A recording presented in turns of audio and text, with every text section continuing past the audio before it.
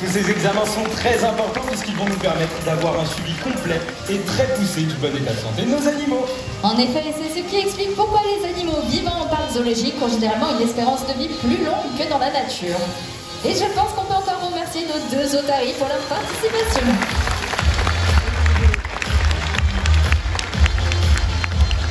Alors, je pense que tout le monde a remarqué les formes qui sont présentes tout autour du bassin.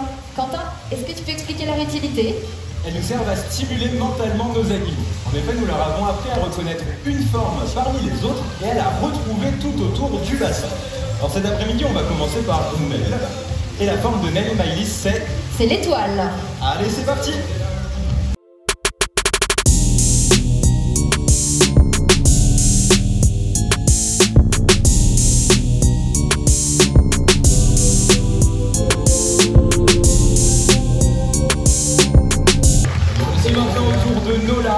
Et pour Nola, c'est le poisson.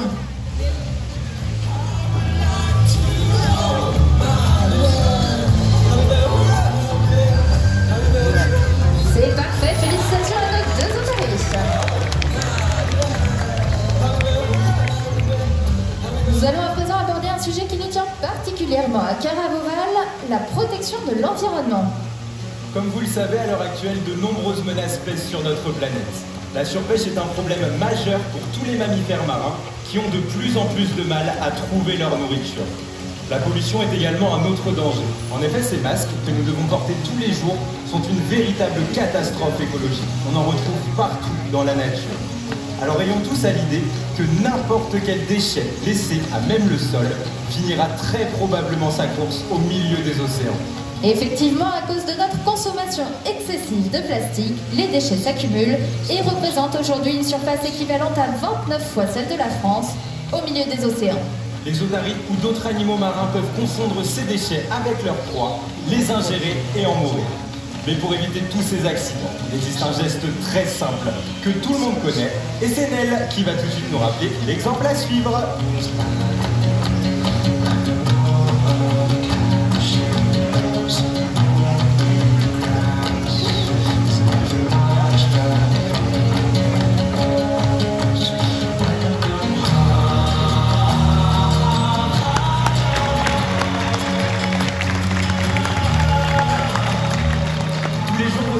Nous prouve que vous êtes sensible à ce geste. Malheureusement, que ce soit dans la nature et même ici, dans les gradins, nous retrouvons encore énormément de déchets. Alors n'hésitez pas à les garder avec vous et à les jeter dans une poubelle. Vous en avez partout à votre disposition. Oui, et d'ailleurs à Beauval, nous avons notre propre centre de tri. Donc aidez-nous en jetant vos bouteilles en plastique dans les poubelles spécialisées pour qu'elles soient ainsi recyclées. Et je pense qu'on peut encore remercier Nell pour ce joli geste.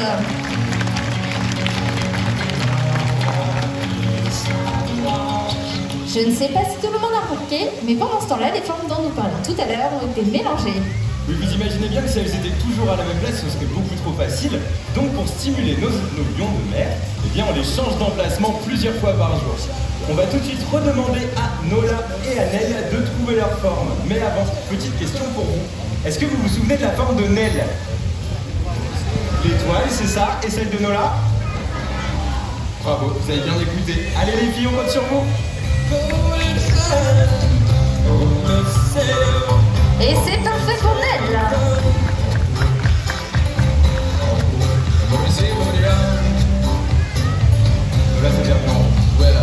Et je pense qu'on peut encourager Nola, notre jeune otarie.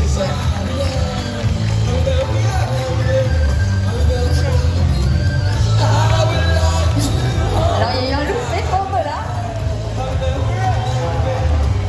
Ah et voilà, c'est beaucoup mieux comme ça. Comme vous l'avez peut-être remarqué, les otaries ont de très grandes moustaches que l'on appelle des vibrisses. Il s'agit d'éléments sensoriels très importants puisqu'elles vont leur permettre de repérer les mouvements des poissons lorsque les eaux sont troubles.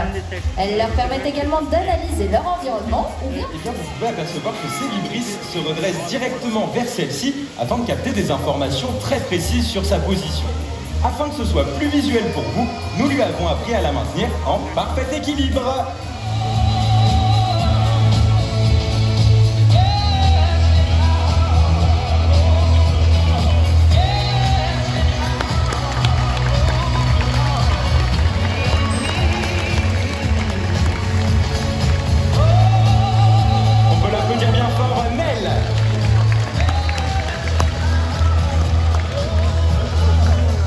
Vous avez sans doute remarqué que depuis le début de l'Odyssée, nous parlons de lions de mer ou encore d'otaries.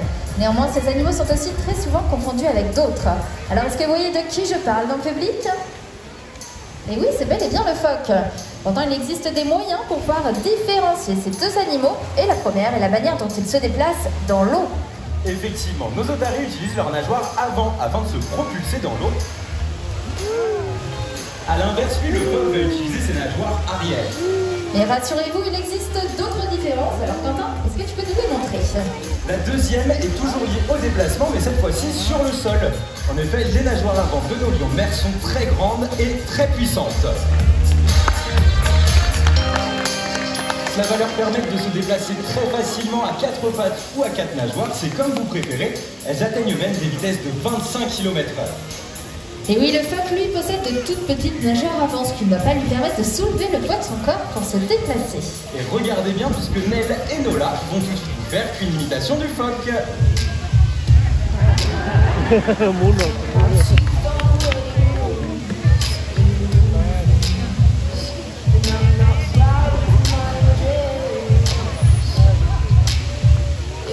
La troisième et dernière différence se situe au niveau de leur tête.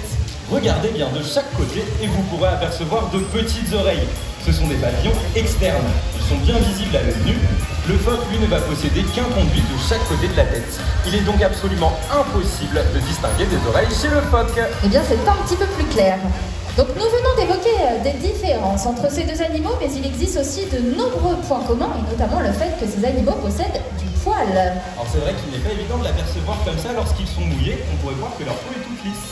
Mais regardez, quand on les caresse, et bien là on peut très facilement apercevoir ce court pelage qui fait environ 1 cm. Eh bien c'est parfait, maintenant plus aucune excuse, personne ici ne devrait plus confondre phoque et otarie. Avec plaisir Maïs. Donc comme nous vous l'avons dit en début de représentation, les otaries que vous avez devant vos yeux sont des otaries de Californie. Elles vivent le long des côtes rocheuses du Pacifique Nord. Il arrive donc de plonger du haut de certaines falaises pour rejoindre la mer. Elles peuvent également rester 10 minutes en apnée et plonger jusqu'à 400 mètres de profondeur. Et vous allez le voir, elles ont encore de nombreuses aptitudes physiques. Mesdames et messieurs, je compte sur vous pour donner le rythme à nos otaries.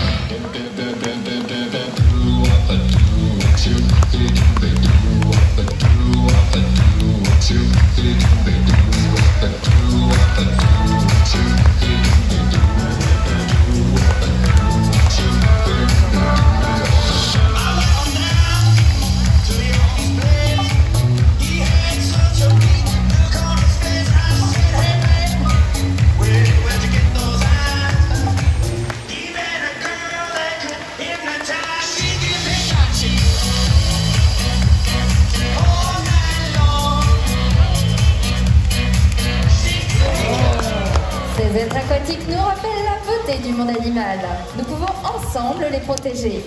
Alors, n'oublions pas qu'à la maison, lors de promenades à la mer, à la montagne ou ici au zoo parc de Beauval, chacun de nos gestes compte.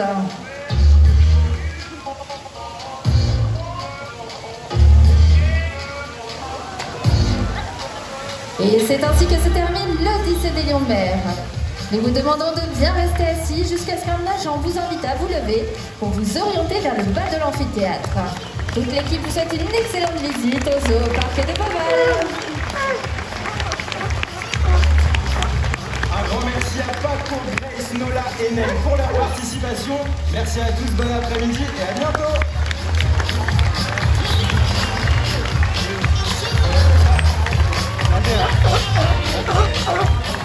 Mesdames et messieurs, pour le bien-être de nos animaux ainsi que pour votre sécurité, nous vous demanderons de ne pas donner de nourriture aux otaries, de ne pas tenter de les toucher et de ne rien jeter dans le bassin. Excellente visite à tous!